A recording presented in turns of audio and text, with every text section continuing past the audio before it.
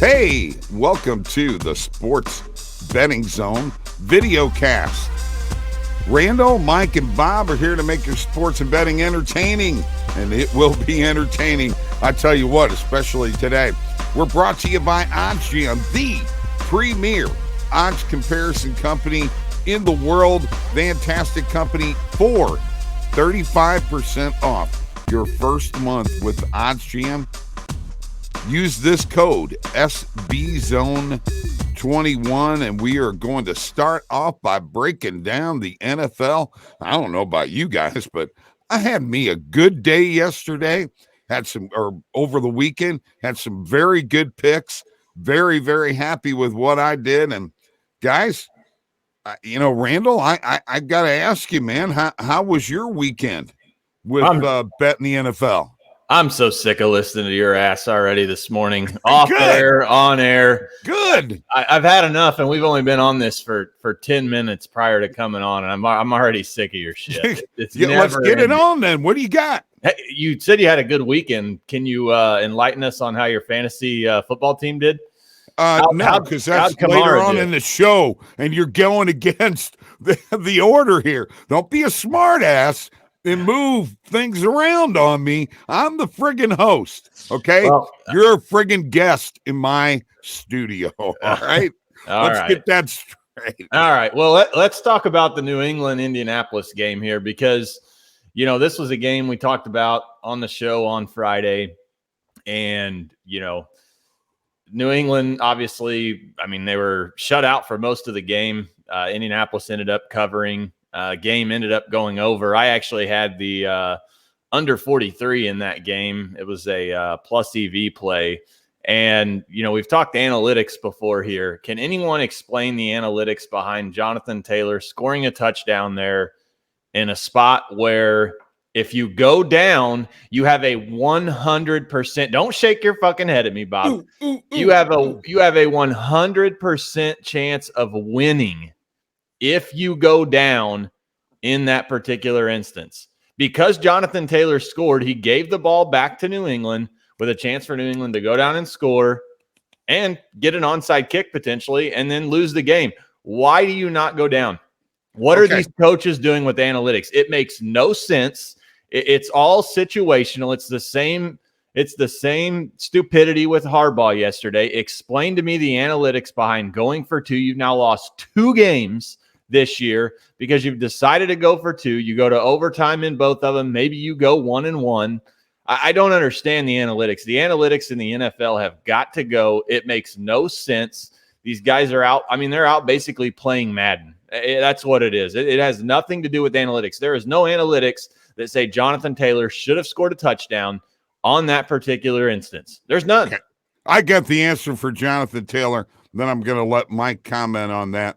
I just called the coach on the sidelines and said, Taylor needs to score, and he scored, dude. I don't know. I have that kind of pull. Mike, you got a comment on analytics? I've got a comment on you calling coaches and giving advice of any kind. Big for sure. What world are you living in, Bob? You really think that any coach is going to take your advice right here? Come on. Kind of a big deal, okay? Look, the analytics are, can be used from time to time, I guess, if you want, for different situations. But some of this stuff is making no sense. You don't have any. If you go for in that Green Bay Baltimore game, let's say you make that 2-point conversion, right? That game's not over. It's not like there was 1 second and you won the game. You're going to give Aaron Rodgers the ball back with about 40-something seconds, down 1 point, desperate because now he really needs to get him in field goal range because they're losing. So all you're doing is setting yourself up for Aaron Rodgers to go downfield and put his team in field goal range and win the game anyway. I don't understand why these coaches are so content with basically giving games away. It's ridiculous. It's insane, and they deserve to lose.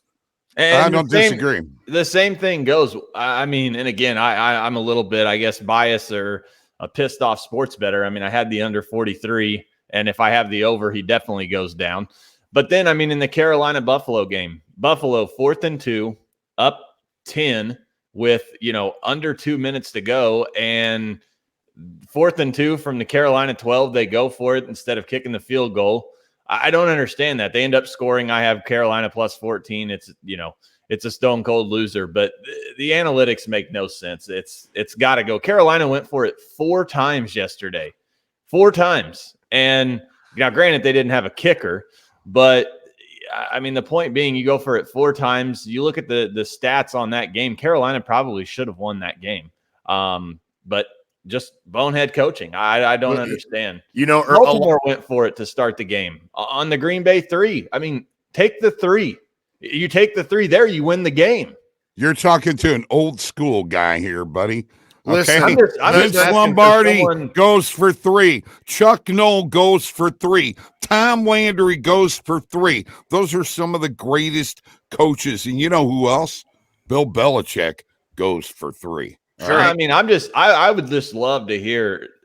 I mean, I just love to hear the reasoning behind it. It doesn't make any sense. It seems week in and week out, it's situational based, and it has nothing to do with analytics. How about your Saints? Huh? Unbelievable! They shut out the high-powered Tampa Bay offense, which affected me fantasy-wise, by the way. Hey, what'd I tell you about this line, Bob? What'd I tell you about this line? Way too high. Division rival who's still in the playoff picture, has a lot to play for. Tampa Bay's cruising. Looks like they've got it all wrapped up maybe for a number 1 seed, and this and that.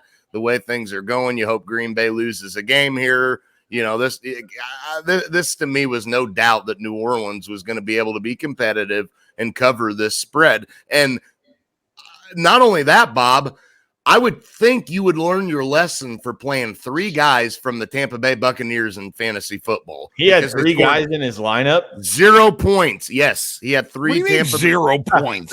They had 0 points. Their team did. Their team had 0 I know, but points. I didn't have 0 fantasy points. Bob, we're talking when fantasy. You're playing, Bob, but Get when you're your playing act together here, Mike. You got to have touchdowns. Touchdowns help. Touchdowns help. How much does a touchdown count for in fantasy, Bob? Any idea?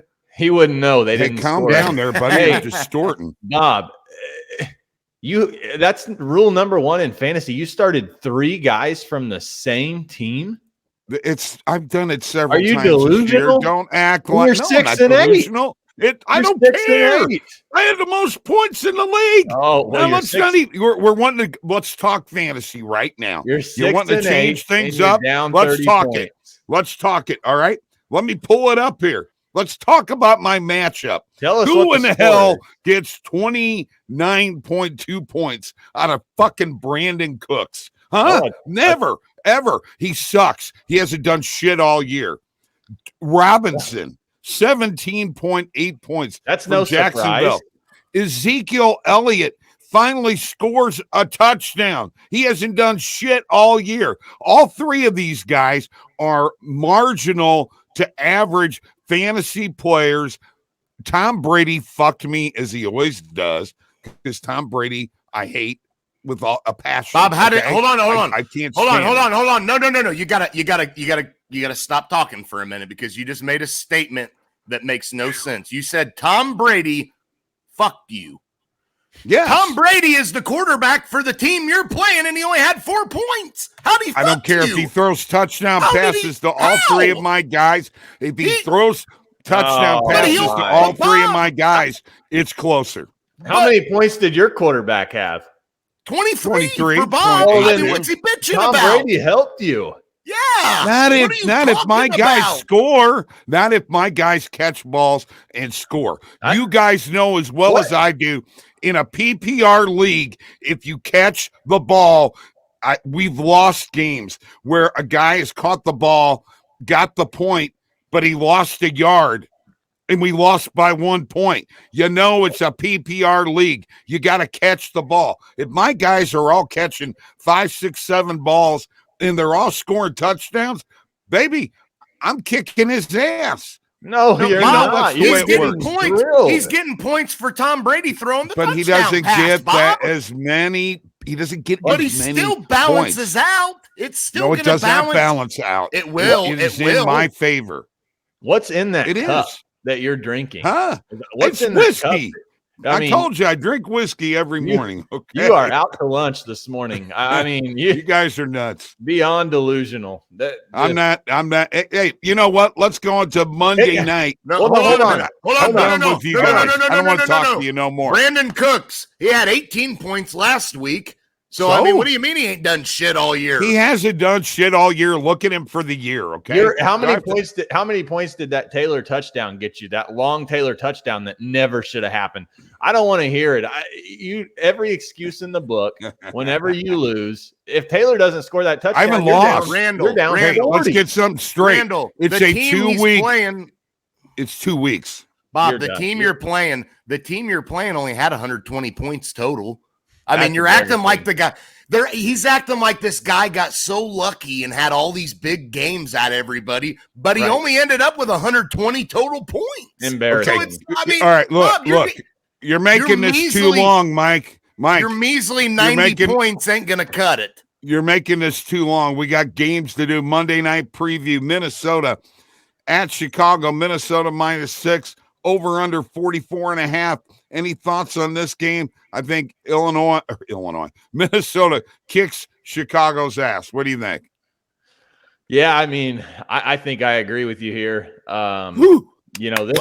This was a line, though, again, earlier in the week. You could have had Minnesota -3, 3.5. So to me, there's no point to bet the 6 here. Bob, I know you've got.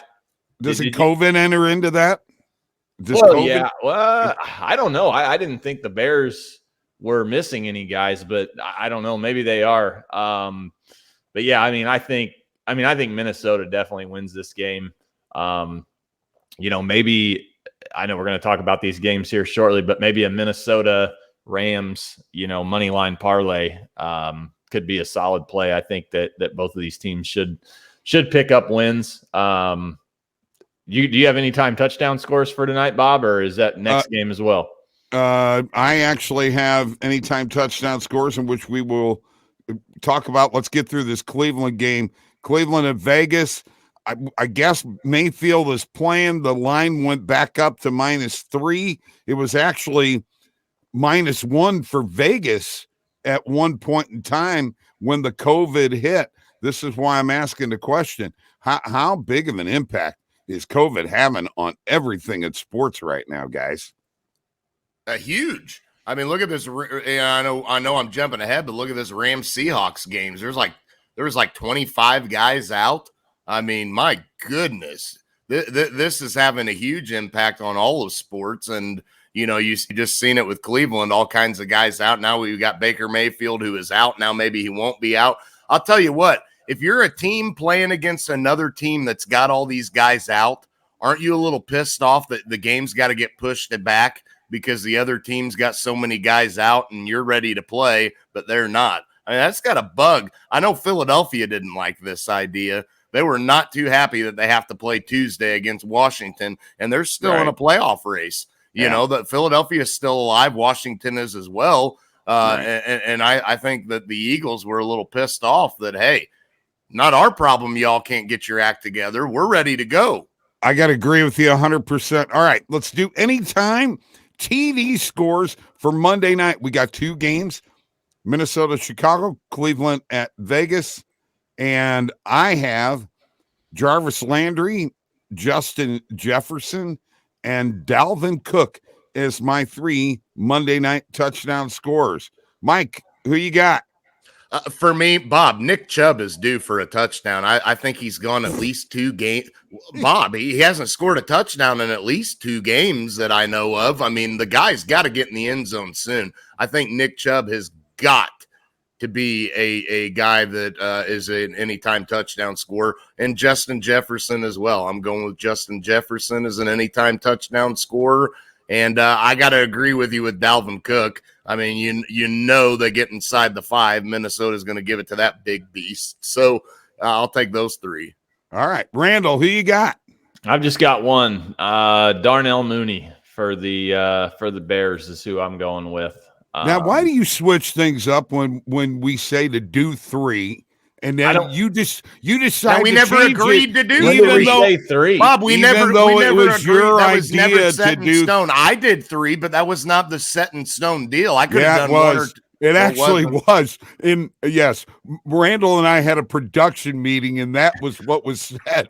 But as usual, Randall decides to switch things, and Who was in Bob's got charge to of that? improvise. Who I was Let's don't- in- move on. So Let's do you want move me on. to give out? No, hold on. Do you want me to just give out 2 Joe Blows and just give random shitty picks? Whatever you want to do, big I guy. mean- But look, consistency is a big part of this no, thing. but I mean, Let's Bob, move on. we Let's can move be on. consistent all we want, but I mean, this show should be offering value, not trash. I'm not offering trash. Well, I would be if I said anyone other than Mooney plus 190. Okay. All right. Let's go. Seattle at the Rams. Come on, Randall, get your Are shit we almost together. done with this? I'm Almost. so done with you. Seattle. Dude, you're about to piss me off. And this is okay? only segment You're about 1. to go. Hey, that's enough. All right. Seattle at the Cronkies, -7 over under 45.5. I think the Cronkies are going to blow them out. What do you guys think? Yeah, I think so too. Not much to say about this game, but I agree with you. Yeah, Okay. a lot of guys out in this game. Rams will win, no doubt. Seattle's not a good football team. I'm not convinced. So I know they have a couple of wins against Houston and San Fran the last couple of weeks, but nah, Rams for sure. Washington football team at Philadelphia. Philadelphia -6.5. The over-under is 42. I'm rooting for the Washington football team because I'm not a Jalen Hurts fan, okay? But I just don't think they're going to get the job done. And myself, I don't know. You got any thoughts here? Should I take Washington plus the 6.5 or not? I think I'll be on Washington here. Probably buy it to 7. This was another game, though. I mean, over the weekend, you could have gotten Washington plus 10. So, you're kind of taking a little worse of a number here, but I think Washington plus 7 by the hook is a solid play. Okay. Guys, that ends our football show for today. Brought to you by OddsJam. Don't forget 35% off your first month with OddsJam. The promo code is SBZone21. Thank you for joining us, Bob, Mike, and Randall. We'll see you later.